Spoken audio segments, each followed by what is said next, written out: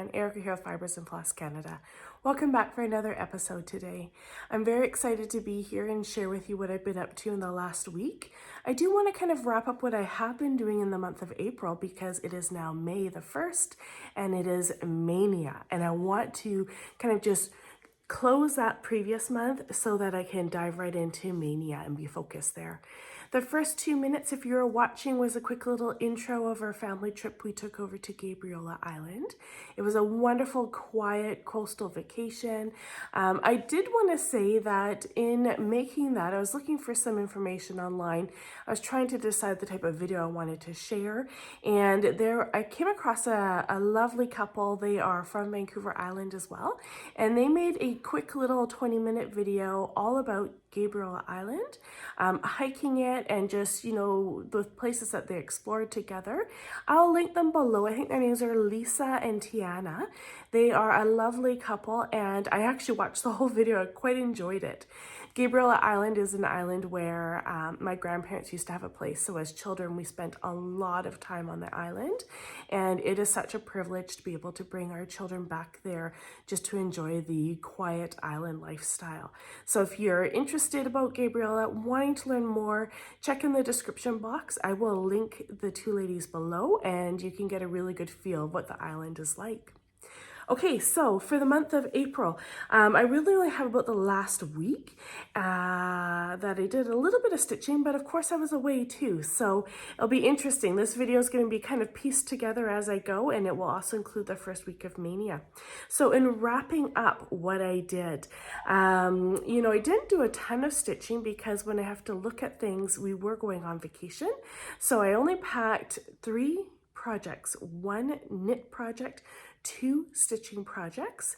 And what I'm going to do, because I'm really struggling with the light, there is a window here, and it's really bothering me when I'm watching the playback. It's not getting good color, washing out a lot of the projects I'm working on. So I'm just going to try a different approach and flip to an overhead and see if that works better. So just bear with me while I share a couple things with you guys. One of the projects that I chose to bring with me was one Starry Christmas Eve. And the reason why I brought this pattern along was I am stitching something Christmas on the 25th of every month. So our second day on vacation was the 25th of April, and I figured I should bring something Christmassy. This one here is designed by Brenda Gervais, and it's the very first pattern I have ever stitched of hers. I have to say I'm absolutely loving it. It's very easy. It's easy to count. The colors flow. It is something I'm really enjoying. So what I was able to do was I picked it up and I was able to fill in the rest of the Santa's jacket here, as well as the lantern, and I was able to bring the black down. Now, I actually would have liked to have stitched more of the black. However, you know, I didn't bring much with me. I just had a couple strands of 310 left over in the bag. And so that's what I had. I was able to use 4 strands, and that was it. What I did want to point out to you guys though is that with this particular pattern, it is stitched on 36 count Aztec Red, but I've chosen to largely do a conversion with threads that I already have. So these are the only 3 that I did purchase that were the called for. You know, sometimes when I'm looking at a particular pattern, I have to think about affordability too. When I look at all the patterns that, you know, I tend to stitch in a year, I can't afford to buy, you know, Belle Soie and let's say 10 or 15 of those colors for one pattern when, you know, I may be doing a different pattern every month sort of thing. So right now, this particular pattern, I chose these 3 colors to purchase because I felt that the red here was definitely worth it. And then also the yellow with the urn, the bag. There's another urn here. And the reason why, so there's Poison Apple and Scarecrow and Mud Pie. And the reason why I went with Mud Pie is because there's 2 reindeer down here. And I think that would be important to have the good color for that. The other colors that I'm using here, the gold that you see all 3 colors in the star, that one there I'm just using DMC 111. And everything else I'm using is just from Stash. So, you know, it's just DMC Black 310.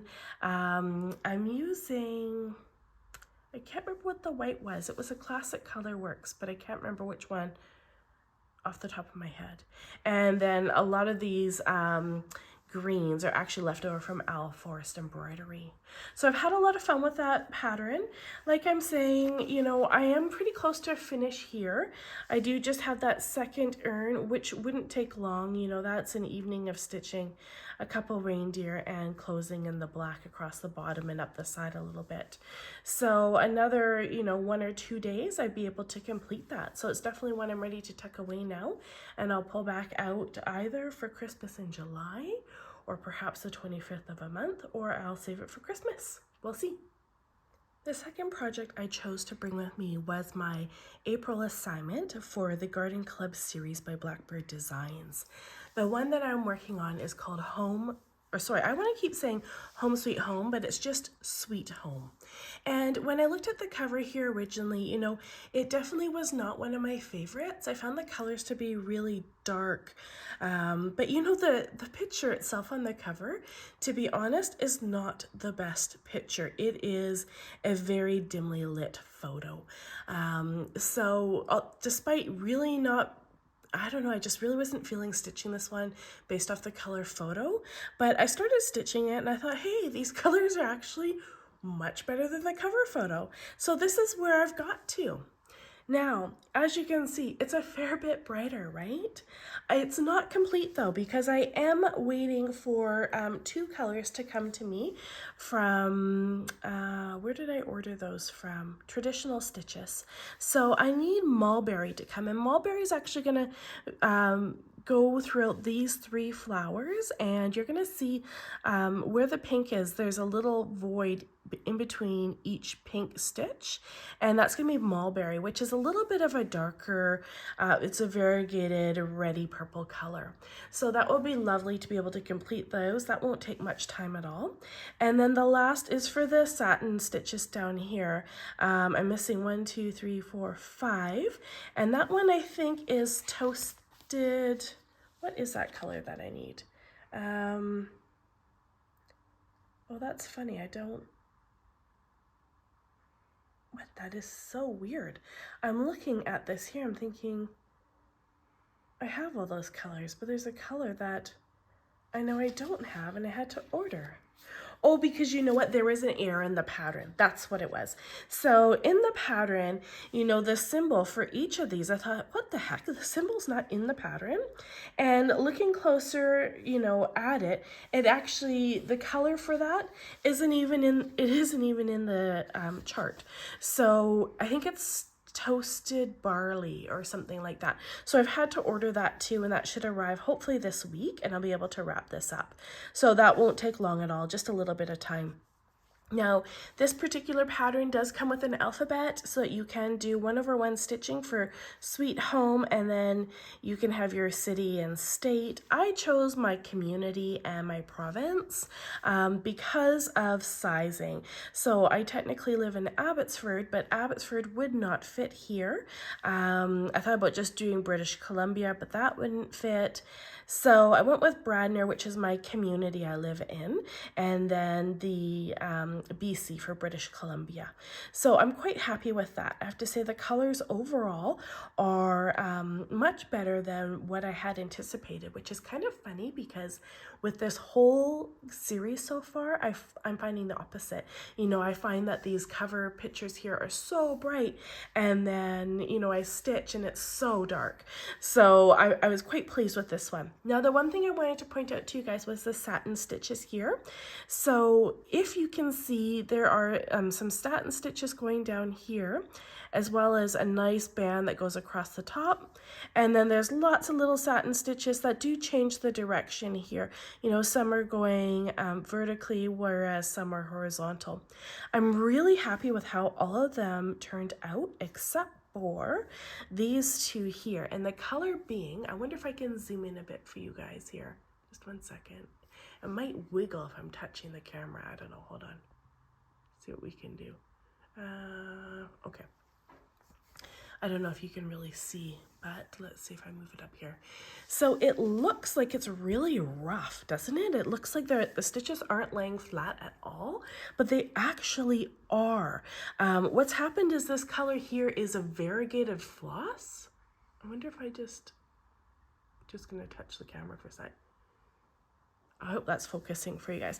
So it's a variegated floss, but what's happening is with the color changes, it looks like it's really rough how it's laying.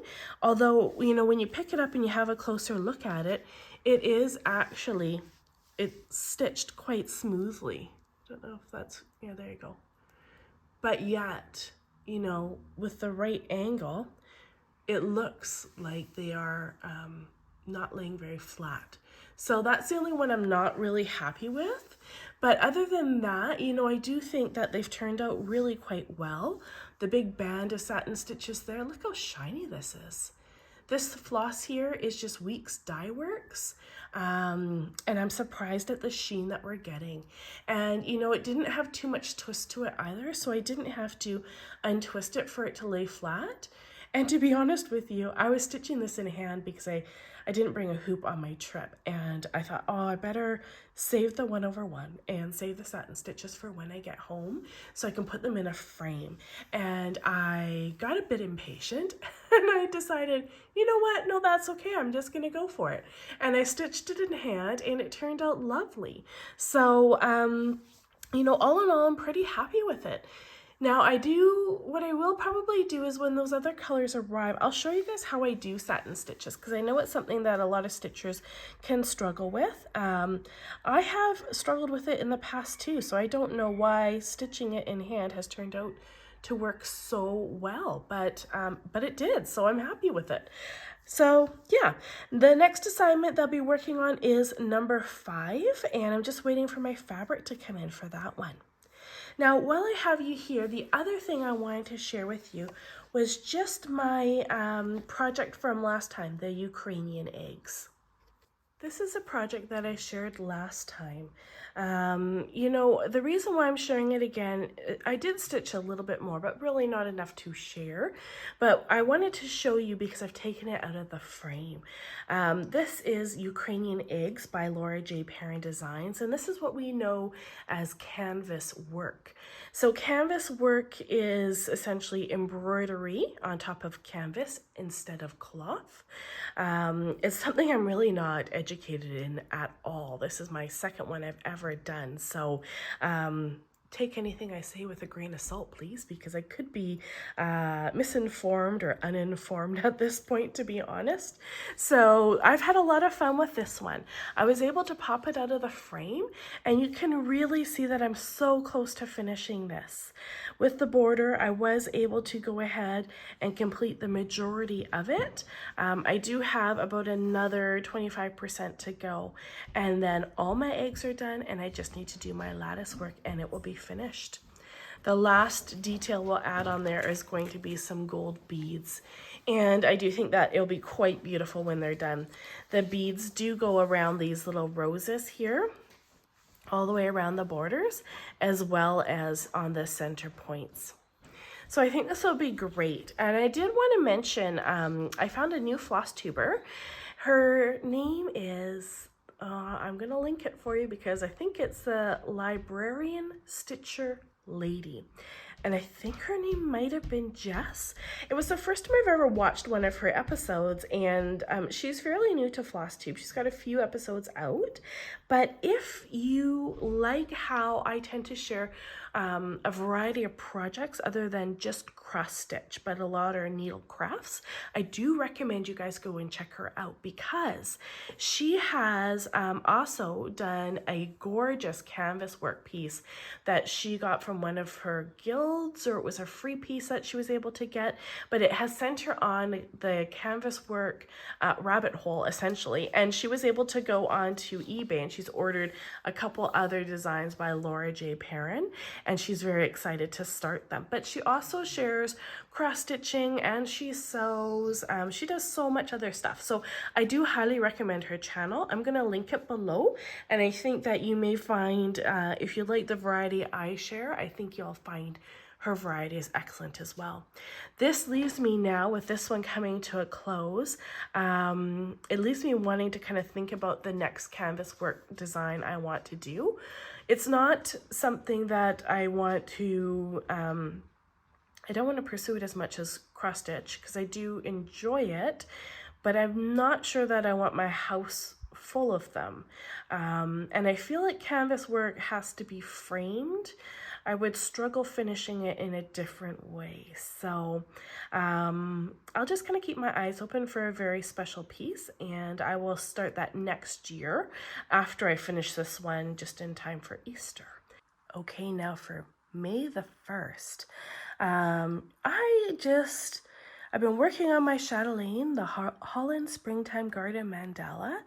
I have overall really enjoyed this project, but the last month of it, I'm just struggling to keep up with my assignment. And we did have a very busy March and April, and so I allowed myself 2 months to get the 1 month assignment done. And even at that, I finished it May the 1st. So I want to show you where I am right now for the April assignment completion. So this is being stitched on a 32 count white Zweigart Lugana. Really basic because I want whatever I'm stitching, I don't want the fabric to take away from the detail. I think in a chatelaine design, there is so much detail and sparkle and color and stitches that I don't want to take away from any of that. So this is where I've gotten to. This is the completion of the first 3 months assignment. So what you'll see here is the beginning. We do start off with what they call a center pond. And I did make the choice to go ahead and bead while I stitched. So I do have the center pond. It is surrounded by a fence. Then there is a layer of grass and a layer of tulips and crocuses. Then there is another layer of, there's like a gold border and another layer of grass surrounded by windmills, and the windmills are all beaded. How do I bring that in? Maybe you can see it a bit better there. It's hard to get the good angle without it. There we go. Good Lord. I am not so good at this, am I? But it's been a lot of fun. There's a lot of beading, and I do highly recommend beading as you go, because otherwise I think you're really, really going to struggle when it comes to putting on like 5,000 or 6,000 beads. The next one is the border, and I think that is a dense road stitch, and that's done in the variegated yellow. I think that was a Dinky Dyes. I can't remember the color of it there. And then what I was able to complete this time around was the beaded border. So if we're looking, bear with me, there's all these little beads that go around here. So I did the entire beaded border for the full piece. And then these squares, which also have a layer of beads and a layer of gold backstitch, and then the tulips as well. And, you know, the tulips are really fun to do. I really quite enjoyed that. The colors are wonderful. I have to say the pink in the tulips. So you see where it's white? That white has, in fact, 5 shades of light carnation MPI. And then there is like 4 other shades of pink to red. So all in all, those tulips used 9 colors of MPI just for the flower, and then 2 more colors for the actual stem and greenery there. So a lot of it's very subtle. I mean, in here too, I don't know if you can even tell, but this here is one color, whereas the blue on the inside is another color. So there's 2 light blues there. You can see that. That one looks a bit more prominent on camera. I think you can see that.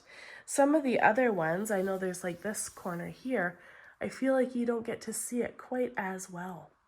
Yeah, so what I'm really excited for now, I think I was burning out because of the repetition. You know, you got to the point where the repetition here, it's small enough, it doesn't really seem that significant. But when you start doing, you know, these full lines, this is a large piece. The stitch count on this, what I'm looking at here, is probably, I think it's like 120 or 130 maybe. So it's enough. Like, it's going to take you a bit to stitch that. It's not as, you know, quick as you may think it's going to be. So I think I was just getting burnt out on that. So I'm glad to move on to the next stage. And the next stage is actually going to be to stitch these window frames. So it's the outline of these pictures all 4 of them, and I have 1 month to stitch that. So with that being said, I wanted to get into talking about my Maynia plans and what that's going to look like for me. I must confess that since we've been home, I've been sick.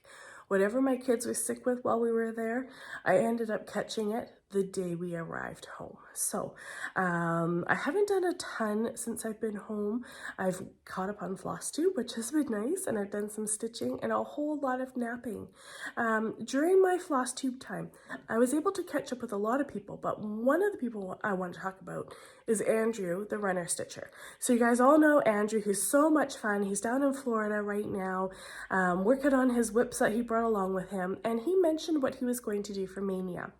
Now, May is, it's a busy time of year for a lot of stitchers. So some people, if you choose, will stitch only mermaids. Other people will choose to stitch only mirabilias. Other people choose to do Maynia, where they're doing many starts in the month, and there's various numbers of starts people are stitching. There's a lot going on in the month of May. And so for myself, I was kind of thinking, what should I be doing? You know, I have 4 mirabilias, and I was kind of leaning towards stitching on 1 each week.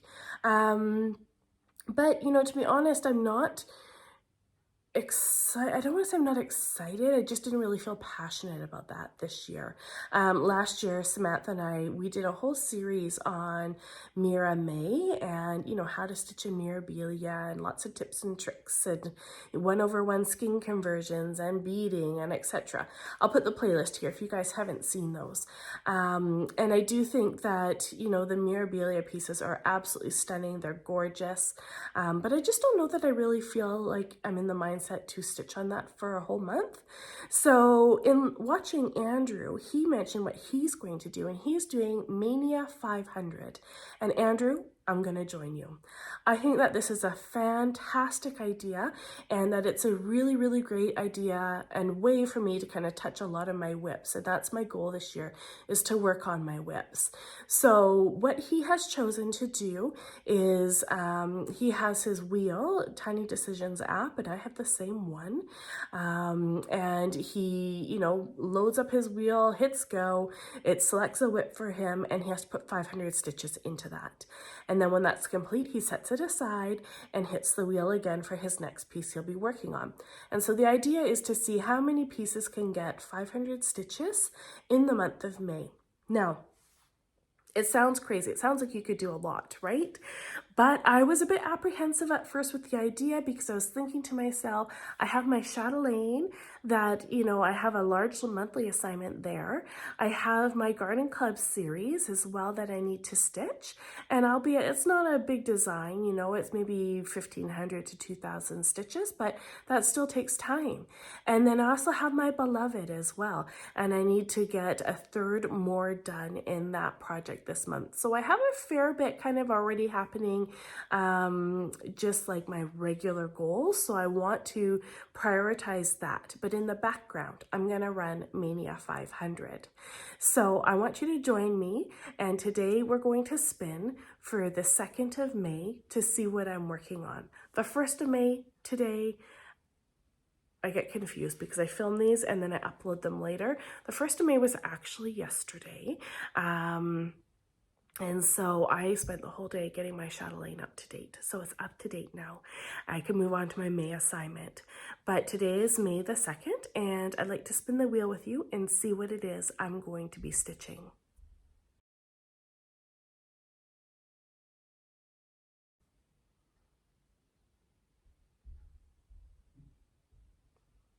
Okay, this is really exciting. So my Tiny Decisions wheel, or I used to call it Whip That Wheel, has chosen a pattern called Otono. So if you hang on one sec, I'll just go grab it. Okay, so this is the pattern Otono. This is by Satsuma Street, and it's something that I started earlier this fall. And what I was able to do previously was to get the border in And I'm not happy with the border, I have to admit. I'll show it to you when I'm done today's assignment. But I've got the border in, and I started with this bird who's lovely and bright right in the middle. So what I'm going to do is I'm just going to sign off for a few. I'm going to stitch up today's assignment, and then I'll share with you what that looks like. All right, welcome back. So what I was able to do was 544 stitches, and that allowed me to work on this apple that's right here. Now this project is stitched on 28 count white cashel linen, and it's by Zweigart. Nothing fancy, I just thought, you know, something simple again because this pattern has so much color. I am using all the called for colors, which do include a lot of these DMC color variations, I think they're called. Let me just look. Yeah, color variations, and it's the first time I've ever used them. It's just variegated color, as well as some basic DMC floss. So, you know, I did enjoy that. I have to say I almost was able to complete a whole block, but there's a fair bit more stitching left in there, probably another 250 stitches or so, and I thought, oh, I should go ahead and do that, but I've decided not to. I'm going to put it away because I want to hop back over to my chatelaine and give that a go. In addition to that today, I also plan on stitching some of my Go Go Dynamo Shawl. So I'm going to give you guys an update on where I am on that project after our trip to the island. I'm sitting out here doing some knitting, and I thought I'd bring you guys along to see what I've been up to. So this is my Go Go Dynamo Shawl. You guys have all been following along on it. What I was able to complete while we went on vacation was this last little bit here of the third clue, which is these triangles.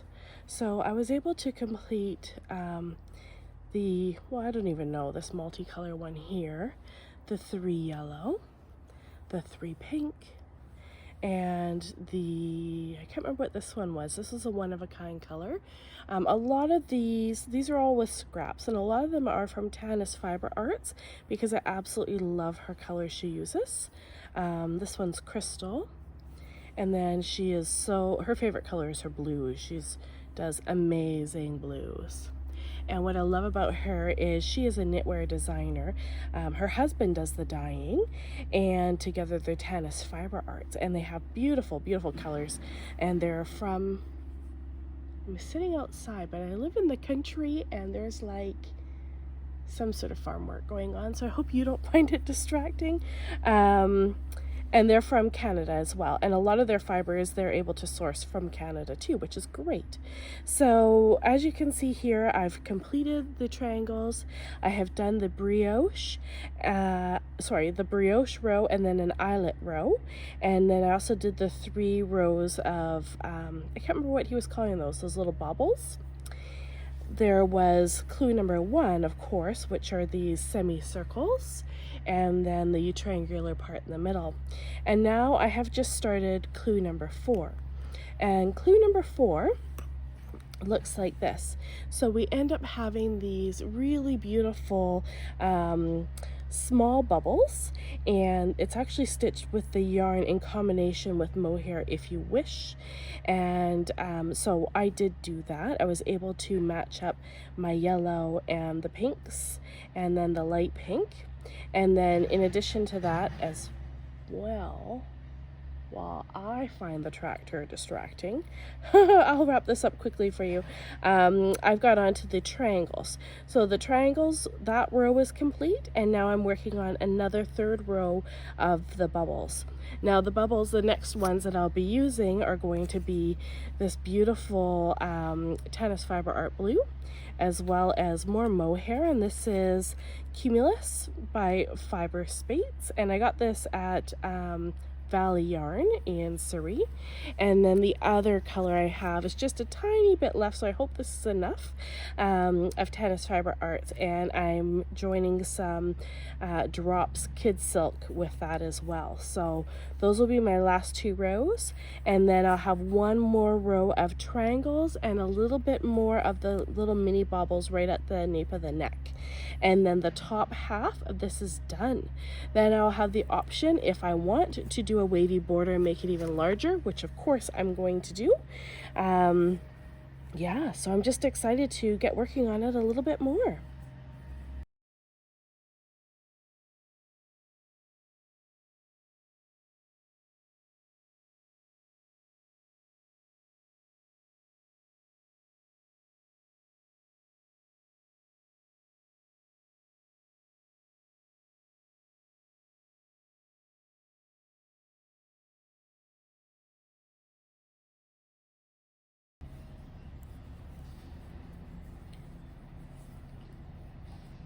So there we have the second row of baubles. Be nice to have that blue in there. And then eventually have the darker blue as well.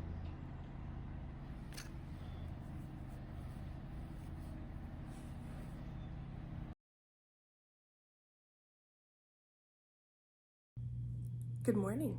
For May the 3rd, I would like to take a minute to spin my wheel with you guys and see what assignment will be given for us today.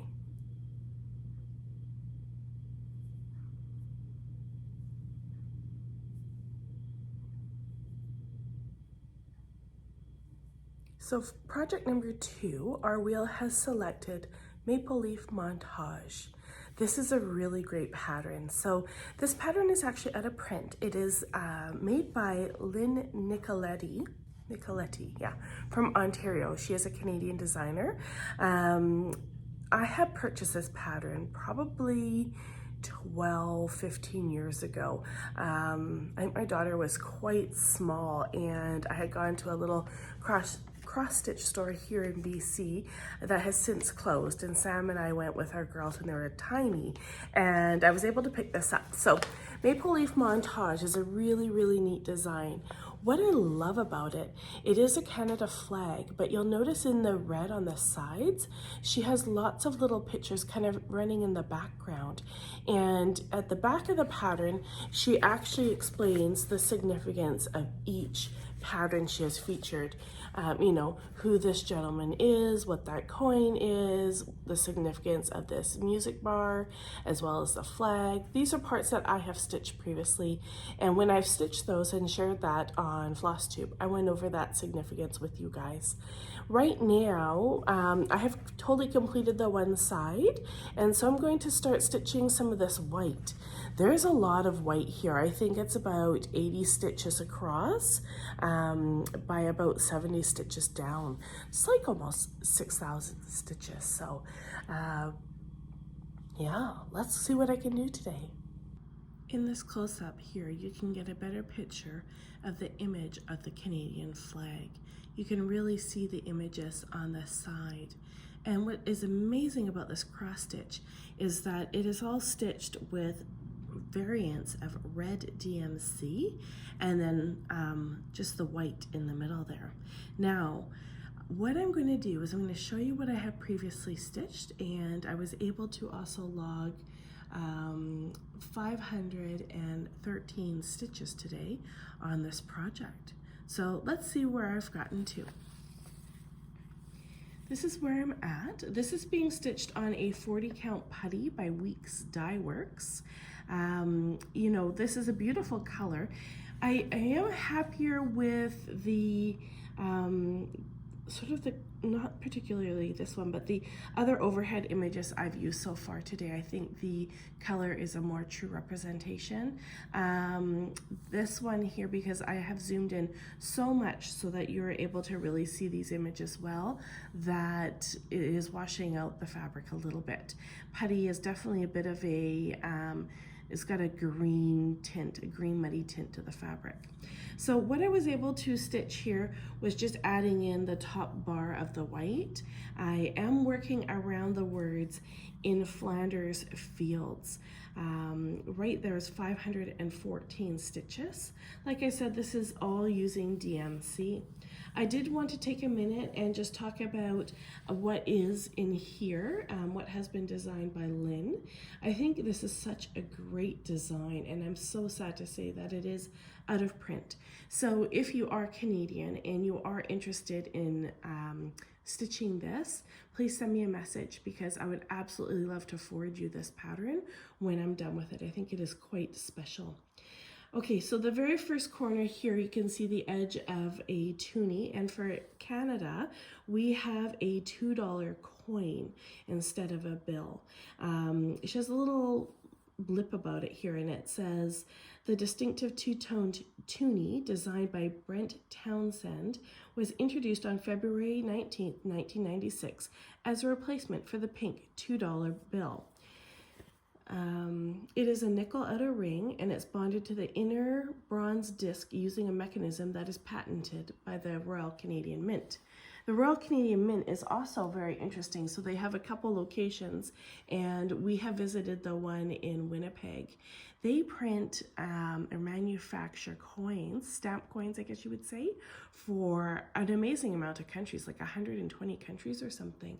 And the amount of production they put out besides Canadian coins is unbelievable. It's very, very interesting. If you're ever around a Canadian mint, I definitely recommend taking their tours. It was well worth it.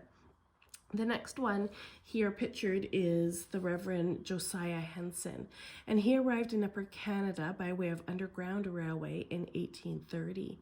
After purchasing 300 acres of land near Dresden, Ontario, he helped found a refuge and a trade school for ex-slaves. Publication of Harriet Beecher Stowe's Uncle Tom's Cabin brought Mr. Henson great fame, since many believed him to be a model for the novel's title character. A 32-cent stamp honoring Mr. Henson was issued in September 16, 1983.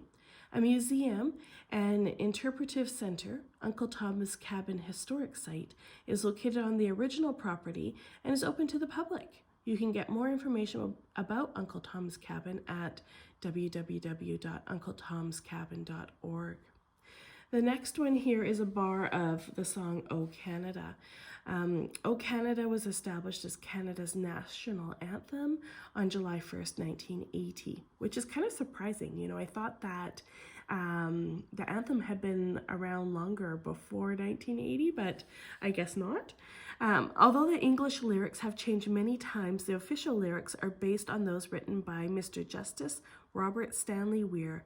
The French lyrics were also written by Sir Adolphe Basile Routhier. The accompanying music was written by Mrs. Lavallee. Then the next part I am stitching, let me just see where it is. Here's the write-up. So this here is the Union Jack, is the flag of the United Kingdom, one of the first two of the European nations to settle in Canada. It consists of St. George's Red Cross on a white background, which of England, the St. Andrew's white saltire on the blue ground, Scotland, and St. Patrick's red saltire on the white background of Ireland. And then so the next little bit that I need to stitch there is actually this little void, and I can see if we can get it with the light there. So it looks like a petroglyph. I'm not sure what it is. I'm just going to flip it over and read it for you, but you can kind of see like a white triangle with maybe sticks underneath. It looks like a petroglyph, which would be a carving, an indigenous carving. And it is not. But that's okay. I will explain what that is when I do stitch it in July of this year. I thought I'd take a quick moment to show you what I have been able to stitch for my chatelaine today. So unfortunately, you know, with chatelaine, it's important that you keep the orientation of your mandala correct. You know, and you may initially think, well, do you have to have the orientation correct?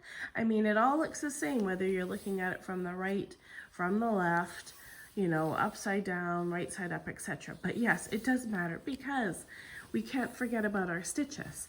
Our stitches all either, you know, the top stitch leans a certain direction, and I don't know what happened, but I forgot about that momentarily.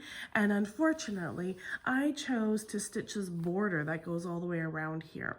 And I put in about 300 stitches before I realized this is being stitched in the wrong direction, and instead of all my stitches, you know, my top stitches going in this direction like this, these ones are going this way. So I have to rip all this out. And then I set it aside, and then it's May the 4th.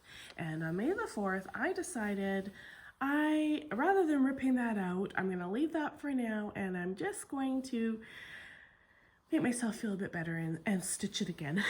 So I went ahead and I was able to stitch that there. So this is all using Classic Colorworks. I'm using Cucumber, and it is just a border of the frame. And so this is the exterior border that I'm doing.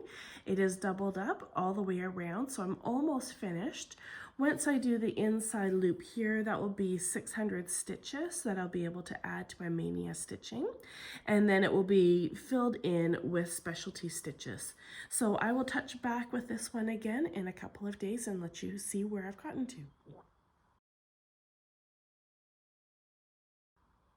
Let's go ahead and spin the wheel for May the 4th.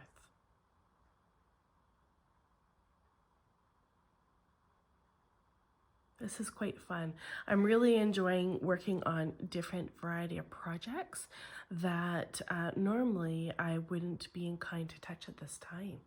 So for May the 4th, my wheel has chosen 100 Owls, and this is a really great free stitch along that was hosted by Owl Forest Embroidery. So this project, you know, in keeping with all the other projects I've stitched with Owl Forest Embroidery, I tend to do something a little bit different. I take their patterns as an opportunity to be a bit more creative with my process of stitching it. So you can, at any point, if you would like to stitch this, head over to Owl Forest Embroidery website. You are able to still download this pattern. It is a free pattern, and if you wish, they do sell kits with their over-dyed floss, which I highly recommend. And then there also is a DMC conversion to it. So this is the pattern. Now it's beautiful when you get an Owl Forest kit becoming these little, you know, wooden boxes, or sorry, cardboard boxes, and you open it up and all of their paper instructions are folded in an origami like fashion. You have to unfold it, and then they have, you know, a typical pattern, but then they also have patterns that are cut up into small sections. Now with 100 owls, it is cool because there are 100 owls in this picture, and each owl, they have provided a number to each one and a write-up about each particular owl as well. So I'd like to show you where I'm at on this. I was able to put in 514 stitches. And what I was able to do was add all the stitching that you're seeing here on this side.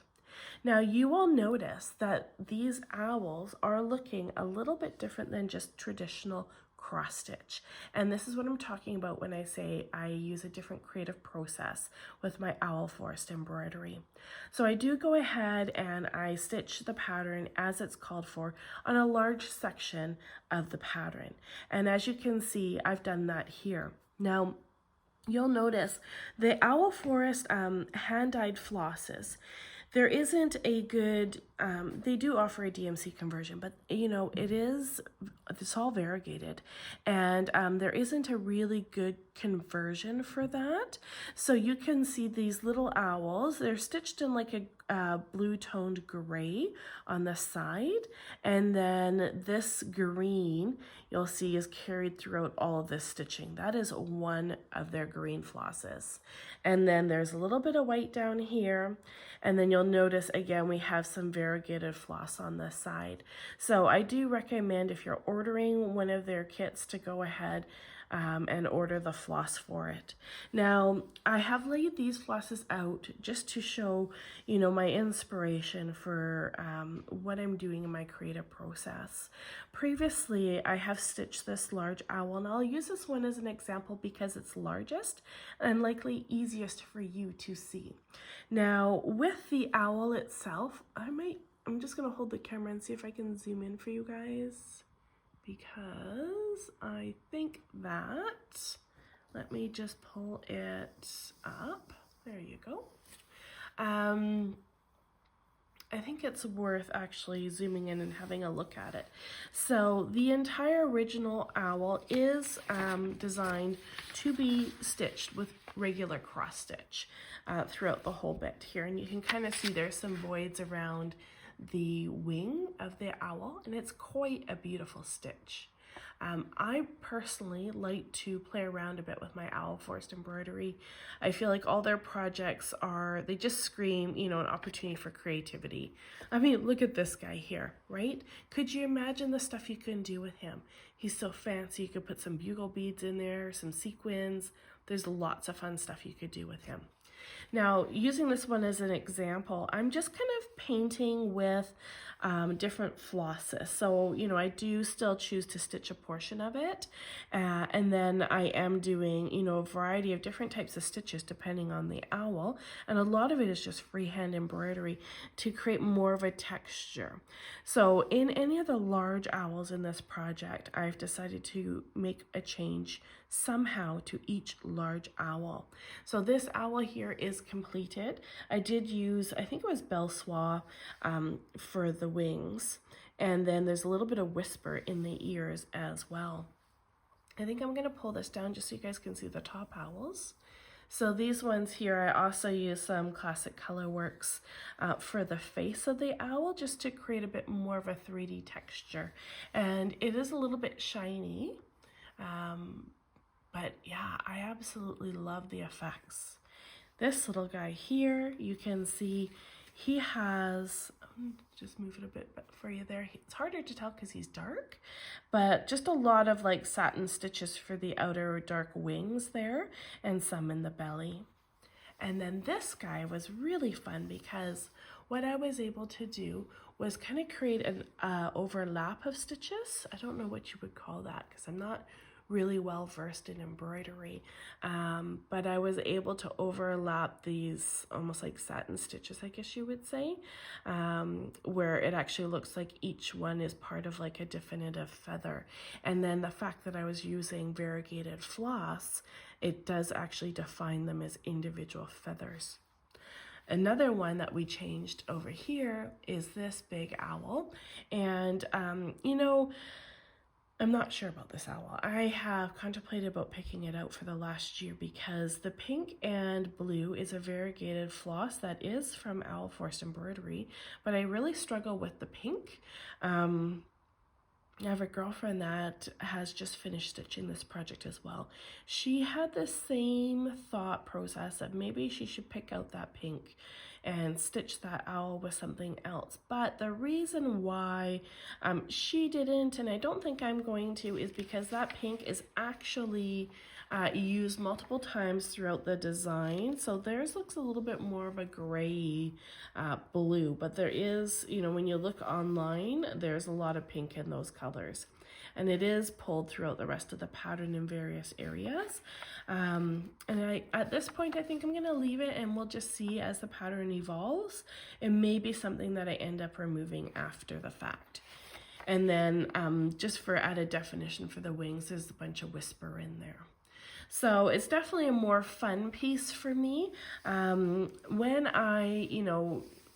When my wheel selected this for the 500 stitches, I felt like I wasn't in the space to have this creative painting with thread moment. So I just decided to go ahead and stitch these here.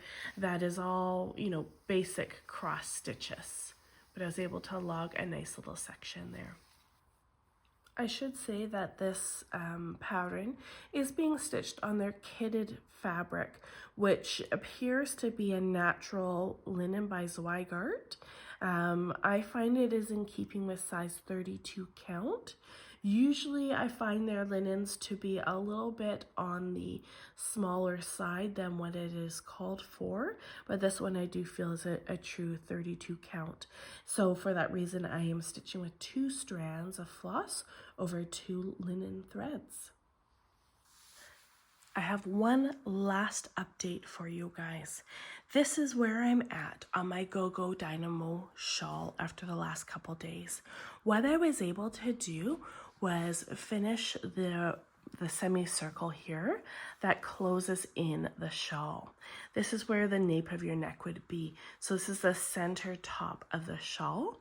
It's been such a fun project. So if you're not familiar with knitting, once the whole piece is knitted, a lot of knitters will do what we call blocking our knitting. And blocking our knitting means that we soak our finished project in some water, and the process of soaking allows those fibers to really relax and open up to be shaped properly. And then we end up, very gently pressing the water out, and then shaping our project. And when we shape our project, it grows huge. So from here right now, if it looks a little bumpy and a little messy, that's okay. Or a little bit uneven or messy stitches, totally fine, because when you block it, that's when the shape's really going to come together. Right now, you can see the definition of these triangles. Okay, and there's a second row of triangles. I have my called for yarn, as well as I opted to do the mohair dare. So there is mohair in each one of these arches that go along. And then, so it'll be really good. So once this is blocked, after all the water's wrung out, we end up pinning it in place and stretching it to the correct size. And that will really open up the design, and you'll be able to see it much better. The stitches will be more even, and it will look really, really pretty. And in doing that, the piece itself will actually really grow in size too. It's lovely when something is blocked, for sure. If you are a knitter and you've never blocked something, I highly recommend you block it, because your piece is just going to look so much more beautiful when it's done. If you've made it this long, thank you so much. I know this episode was a little bit different today, kind of all over the map, because I want to do more of almost a daily update if I can throughout the month of May. I think it'd be really fun to touch base on all these pieces that I'll be logging 500 stitches on. If this is something that interests you and you would like to join Andrew and I in doing this, please do so. The hashtag I'll leave in the description box so you guys can post that way. We can also follow along on what you are sharing. Thank you so much for joining in. I do work the next couple days, so there'll be no stitching or crafting to be had at all, but I'll check back in again with you guys in a few days. Thanks so much. Take care for now. Bye.